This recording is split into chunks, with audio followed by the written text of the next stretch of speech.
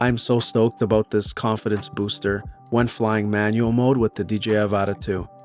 Let's check it out. Reading through the manual, I noticed there was an awesome feature, in-air braking, right there. All we have to do is hit the brake button no matter what mode we're in, and the aircraft will stop wherever it is on a dime, and you can take your hands off of the controls and it'll just hover for you. Now, if you skip ahead a little bit in the video, I'll tell you what manual mode is and how to activate it on the DJI Avata 2. But in the meantime, I'll try to restrain my excitement. This is amazing. If you ever think you're gonna get yourself into a bind that you can't fly yourself out of, just hit that button and the drone will just stop right there for you. And hopefully this feature will help you perhaps gain a little bit of confidence to try out manual mode with the Avata 2. And even myself being an experienced FPV pilot, not the best by any stretch. Even when I first enabled manual mode, I get nervous.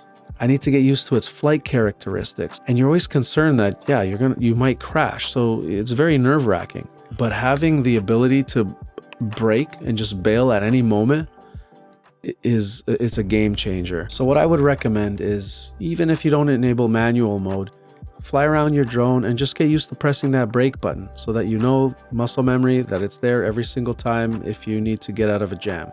All right, so some people might be wondering what the heck is manual mode and how is it different from normal mode and sport mode? And the flight style is very different. Instead of having to hold the stick and then when you let go, it recenters, when you deflect the stick, it stays deflected. And if you let go of the stick, it stays like this. And it keeps on traveling until you counter it with an opposite deflection to center it out. So it doesn't level out, and it takes some getting used to, especially when you first start flying.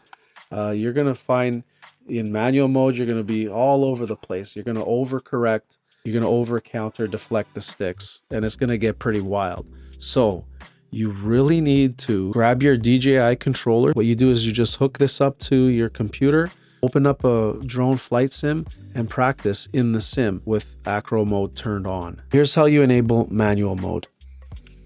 By default, the left stick is going to be for your throttle.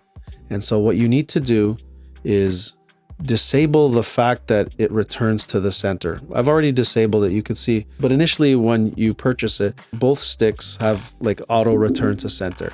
And when you're flying manual mode, it's not helpful to have your throttle do that. You want to be able to set your throttle, maybe increase it a little bit, maybe increase it a little bit without having it return to the center. Now, DJI gave us the ability to modify that gimbal, and all we have to do is get the Allen key, open up the back, and tighten 2 screws. The F2 screw is responsible for eliminating the return to center functionality. And then you'll notice that there's going to be a lot of slop in the gimbal, and we need to tighten it up a little bit and provide some friction pretty much all the way, but it does say in the manual as desired by the user, so you have to use your judgment to see how much friction you want on that gimbal. You don't want it too loose and you don't want it too tight such that it's kind of uncomfortable. It feels like there's too much resistance as you're operating it. Then when you're done, just put the rubber grip back in the way it came. One thing I was concerned about was like, okay, this is fine for manual mode, right? To have the throttle not return to the center. And I was wondering, how is that going to affect my experience when I have it in sport mode or normal mode, where you would expect it to return to the center. And once you get used to manual mode, you're constantly managing the throttle all the time. And so switching back to those modes is really not a big deal. And it just still comes very naturally. The Avata 2 doesn't ship with manual mode enabled. What we need to do is go into the settings under control and then button customization. We need to change the rocker switch position. You can see that it's currently at sport. So the rocker switch modes would be, by default, would be normal, and then sport in the middle, and then sport all the way deflected.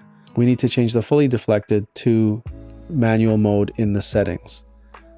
So this will enable manual mode. And when you initially turn it on, it'll ask you in goggles to align the sticks in a certain way to prepare you for entering manual mode, because once you go in manual mode, it's all you. There's no GPS assist, and there's no sensor assist. So again, you're going to want to get a lot of practice in the simulator to boost that confidence and your competence, really. Now, after flying manual mode with the angle limit on for a while, you might want to turn the angle limit off. Just be very careful and have your finger on that brake button and be ready to brake. And I hope this video really exposed an awesome feature for you to help you build your confidence that perhaps you can try manual mode without such a great risk. We have it right here, in-flight braking. Try it out. If you like this video, give it a like. And if you watched a couple of my videos already, consider subscribing. Thanks for hanging out and take care.